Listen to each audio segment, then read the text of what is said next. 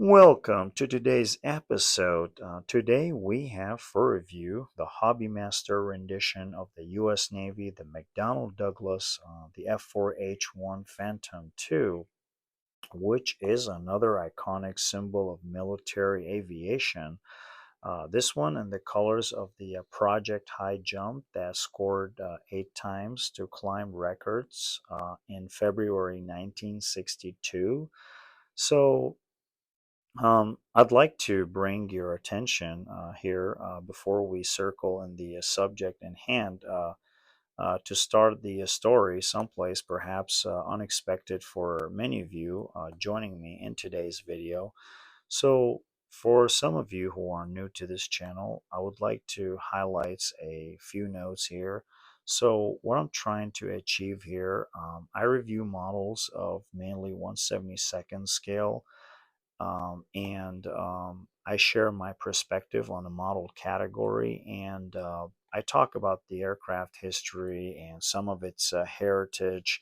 So I think the story behind these aircrafts, it is important to share. Folks, there are a ton of teamwork effort behind these airplanes. We're not just looking at a pilot, like a pilot himself and the backseater flying the jet. So, to accomplish any type of mission, it requires a very intensive effort and a teamwork. I think that the teamwork is a crucial for the mission success, right? Uh, Enabling pilots to execute their missions. That being said, the teamwork plays a key role in the safety. For example, if you have a good maintainers, basically you're enhancing the mission success and ultimately make things more cohesive.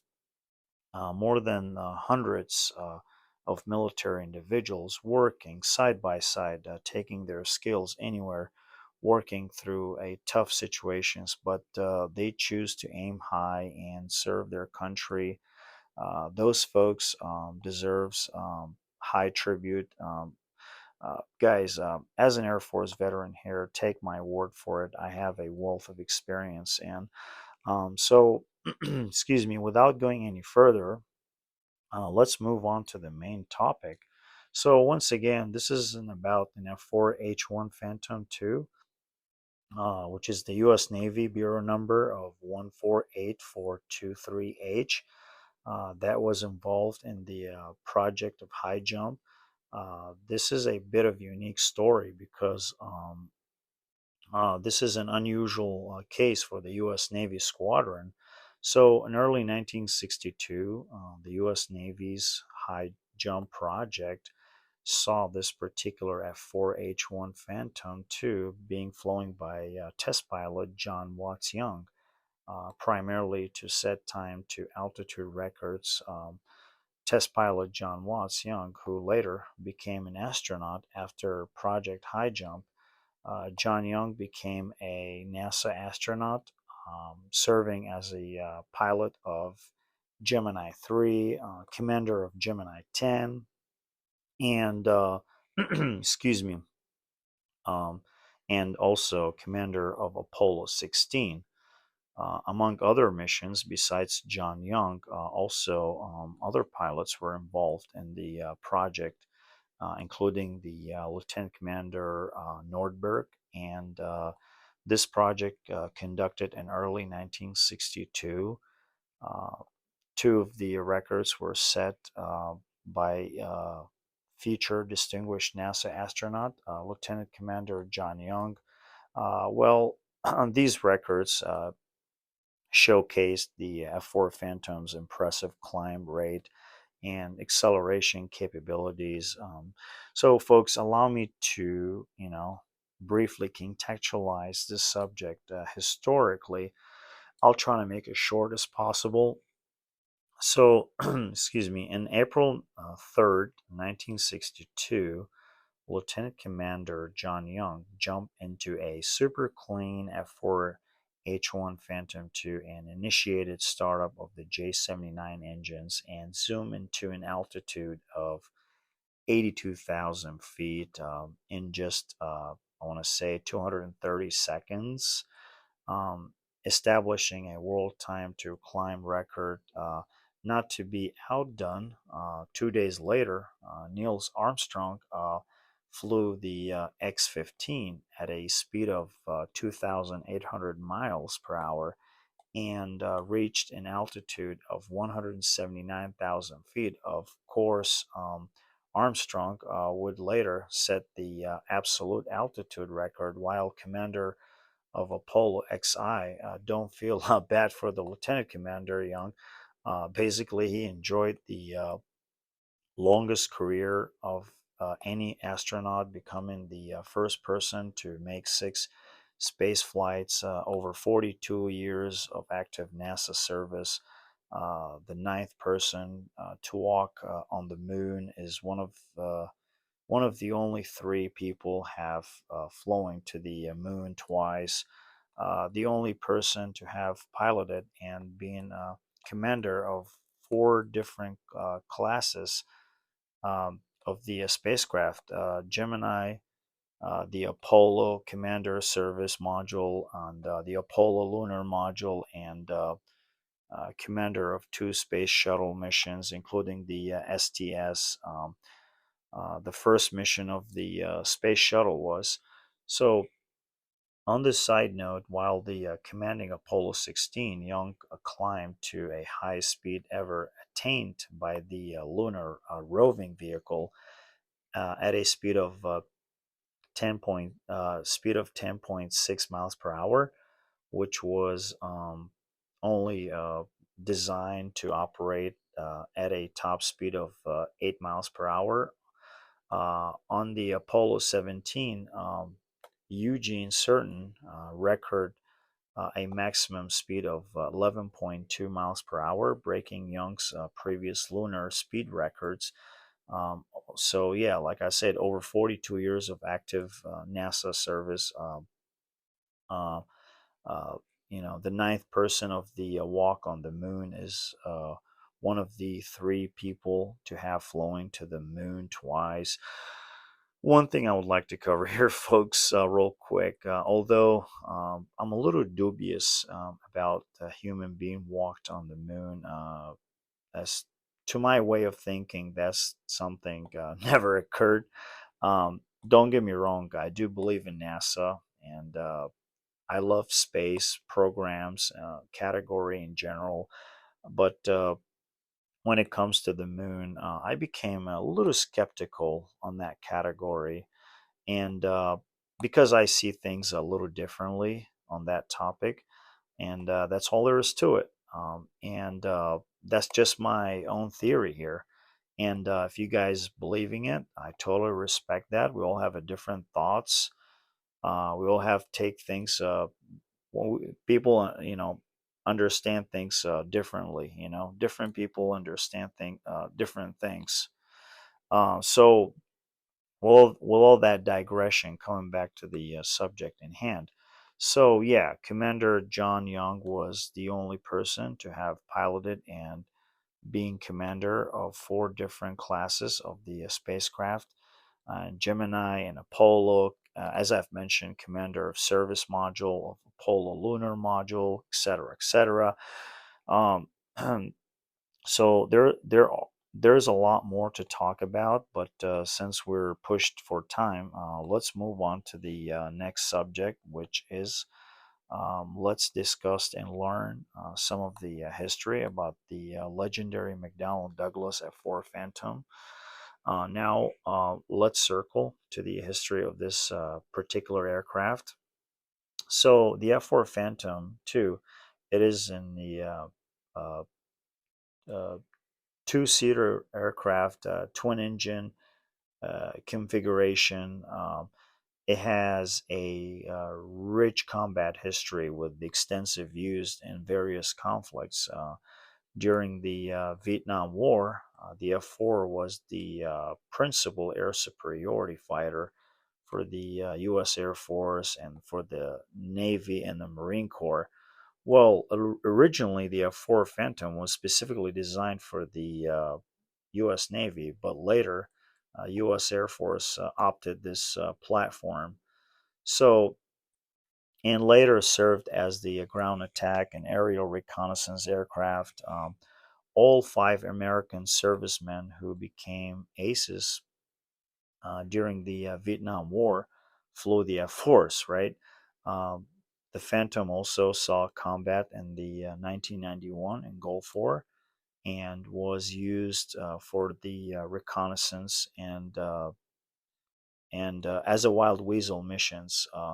Additionally, Israelis' Phantoms were used in several Arab-Israeli conflicts, while Iran employed its F-4s in the Iran-Iraq War. The F-4 Phantom II has a long and storied history, serving as the versatile fighter, bomber, and interceptor for various air forces, including the U.S. Air Force, of course, and basically was a, shall we say, a tool of military diplomacy for the United States. So, how does the story unfold initially? The McDonnell Douglas F-4 Phantom II story began in 1953 with the McDonnell aircraft seeking to improve upon its F-3H, excuse me, Demon, which was a naval fighter. Um, Evolving into a twin engine all weather long range supersonic jet interceptor and fighter bomber for the U.S. Navy. And in July of 1955, the U.S. Navy ordered two XFH-4, one prototype test aircraft, and the five YF-4H-1 pre-production fighter planes. The Phantoms made its maiden flight on May 27th, 1958. The airplane entered service in 1961.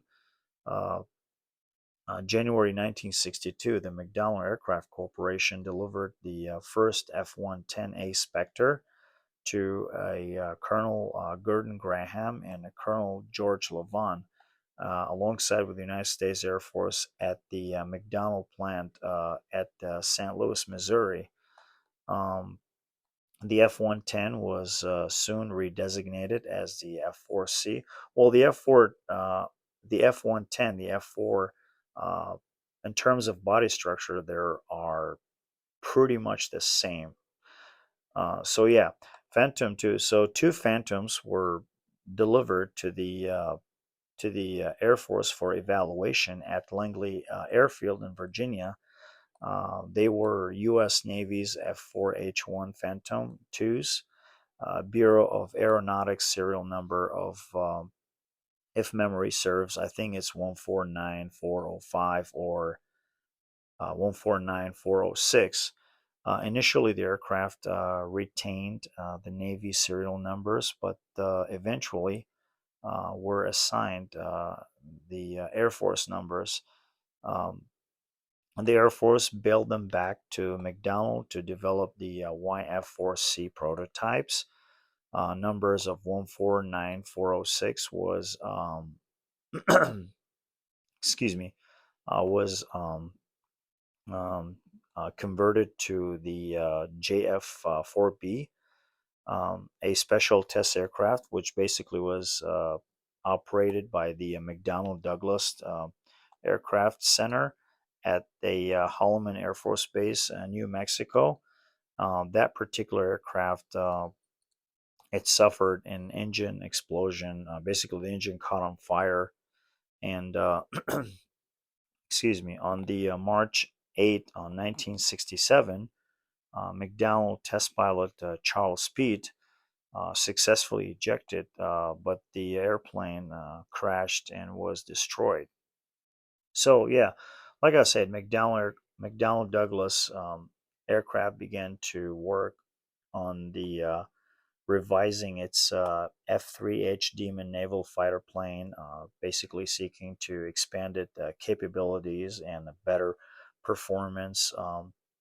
In September of the 1953, McDonnell approached the U.S. Navies with the proposal for the Super Demon, and subsequently the McDonnell design was reworked into a all-weather fighter bomber. In July of 1955, the Navy ordered two XF-4H-1 prototype test aircraft and five YF-4H-1 pre-production fighter planes. The Phantoms made its basically made in flight on May 27th, 1958. Airplane entered in service in 1961, as I mentioned. The Phantoms was first used by the United States Navy as an interceptor, but also was capable of flying as a ground support bomber for the U.S. Marine Corps. The aircraft flew every traditional military mission, air superiority, close air support, interception, air defense suppression, long range strike fleets, defense, attack, and reconnaissance. Uh, the U.S. Air Force received Phantoms as a result of the Defense Secretary Robert McNamara's push to create a unified fighter for all its branches of the military. The U.S. Air Force began accepting deliveries for its F-4C versions, originally called the F-110A Spectre, from 1958 to 1979, when the production line stopped. A total of 5,000, some kind of number, was like 5,000 plus number of F-4 Phantoms. Two aircraft were built. Of those, 5,000 plus rolled off the McDonnell aircraft, later McDonnell Douglas production line in St. Louis, Missouri. And also, the last 138 planes were built under licensed by Mitsubishi Aircraft Corporation in Japan. So, of 5,000 plus airplanes built, the United States uh, Air Force took delivery of 2,800 aircraft, and the U.S. Navy and the Marine Corps took over 1,200 aircraft, and international customers a combined total of 900 plus planes. The Phantoms still holds the records for the largest production run of any supersonic fighter built in the United States. The F-4 Phantom II aircraft, which is still flies in defenses of 8 nations around the globe, was retired in 1996 from the U.S. military forces, and ending a record studded 38 year of career. Speaking about the service history of the F-4 Phantom with other nations, the F-4 was used in frontline service by Japan, South Korea, Iran, Greek Air Force, the Hellenic Air Force, Turkey, and Egypt, and Germany. Well, the United States Air Force retired all its fleets of the Phantoms in 1996. Um, South Korea operated over 187 of the Phantoms, and all of its F-4 versions ended in service on June 6, 2024, which marking the end of 55 years of service. Uh, the plane remains active only in Iran and Turkey. Japan retired its F-4s in late 2020. Germany no longer uses the F-4 Phantoms. The German Air Force retired its last operational F-4F Phantom II on June 29, 2013. And Egypt, they retired their F-4s in 2013, I believe, basically replacing them with the MiG-29 fighters. Turkey still operates the F-4 Phantoms, especially the F-4E variant, and the Islamic Republic of Iran Air Force still operates the F-4 Phantom II, including both the F-4D and the F-4E variants. And incidentally, Iran is the largest operator of this aircraft type outside of the United States. Speaking about the combat deployments of this particular aircraft, the F-4, as we all know, the F-4 saw its first combat action in the 1965 during the Vietnam War. Um, the F-4 proved itself to be an effective air-to-air combat platform. Also, this aircraft earned the nickname of the MiG Killer, and also, the F-4 conducted a numerous air-to-ground strikes against the North Vietnamese. And also, the F-4 Phantom was modified to become the Wild Weasel, a specialized aircraft basically designed to detect and destroy enemy air defenses. And the other things went with this F-4 Phantom.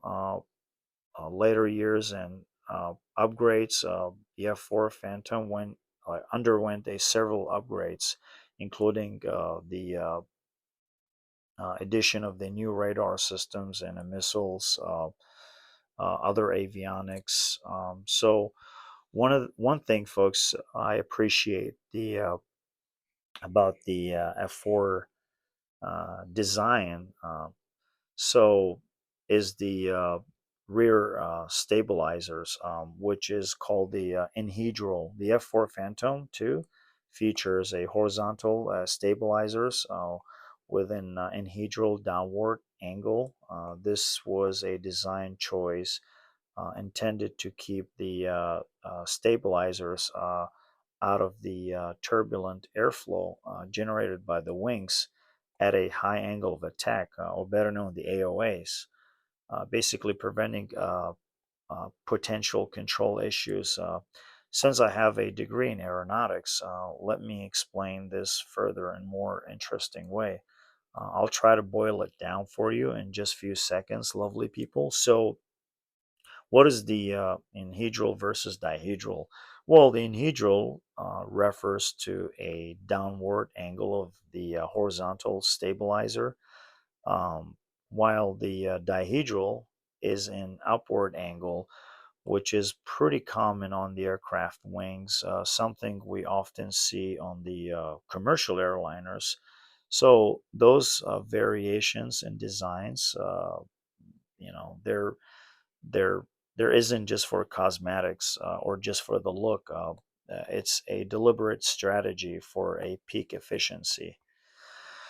And yeah, so also this aircraft was flown by both the United States Air Force, the Thunderbirds, and the United States Navy, the Blue Angels, which is amazing. So, what do I think about this aircraft? First off, sadly, seeing most countries retire its fleets.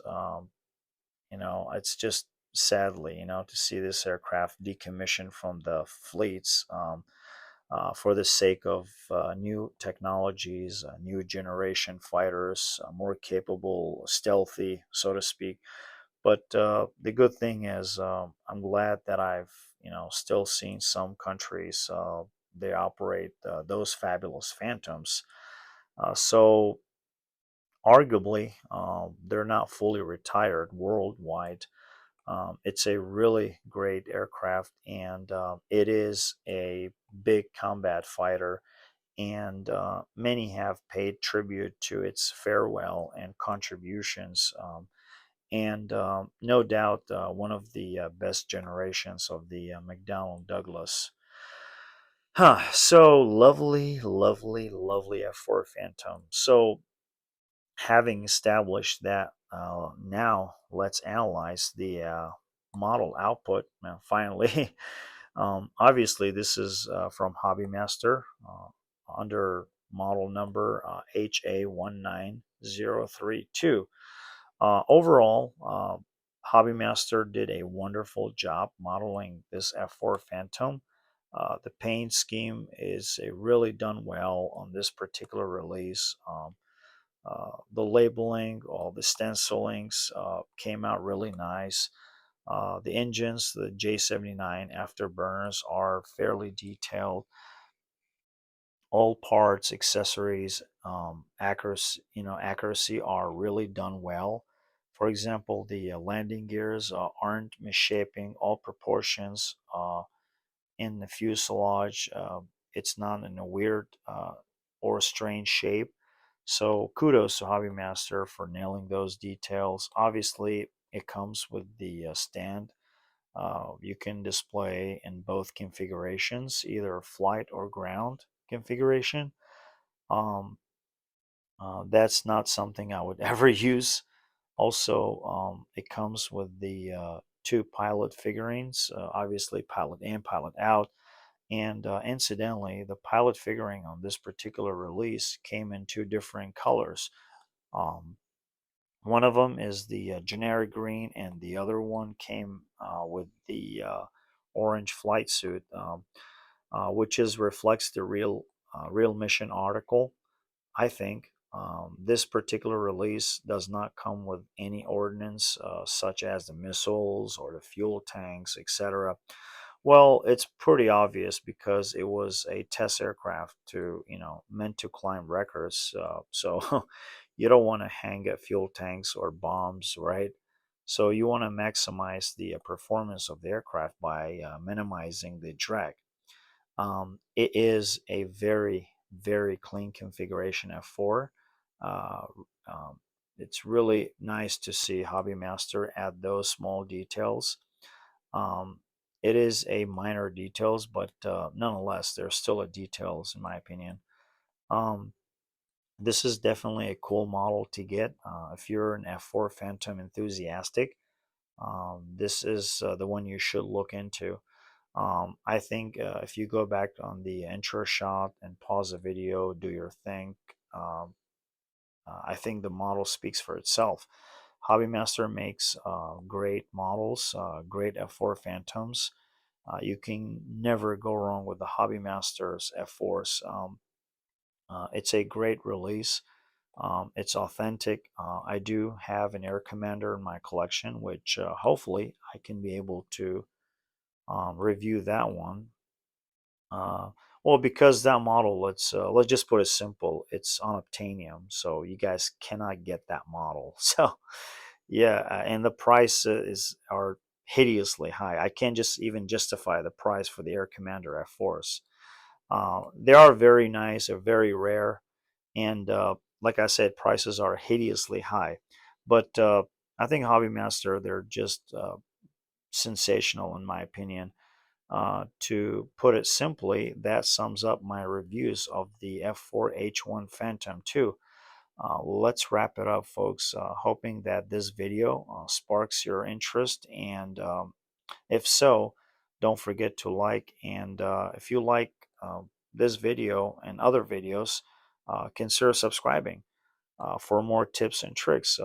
If you have any questions or observations, please share them in the comments section below. Thank you for watching, and for all of you out there, your support is greatly appreciated. Patriots sign off, and we'll catch you in the next one.